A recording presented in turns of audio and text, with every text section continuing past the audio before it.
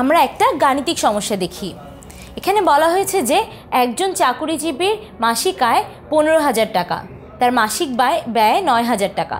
তার ব্যয় আয়ের শতকরা কত অংশ? শতকরা অংশ কত অংশ বলতে আমরা বুঝি শতকরায় প্রকাশ, এবং বলা হয়েছে যে ব্যয় আয়ের কত অংশ। এখানে ব্যয় 9,000 টাকা এবং আয় 15,000 টাকা। তাহলে আমাদেরকে আসলে বের করতে হবে 9,000 টাকা 15,000 টাকার কত অংশ এবং এটাকে শতকরায় প্রকাশ করতে হবে। তাহলে আমরা যদি এটাকে একটা ভগ্নাংশ চিন্তা করি, এটাকে যদি আমরা আগের পদ্ধতিতে শতকরায় প্রকাশ করি তাহলে কিন্তু আমাদের কাঙ্ক্ষিত উত্তরটা পেয়ে যাব। দেখি আমরা কিভাবে করতে পারি।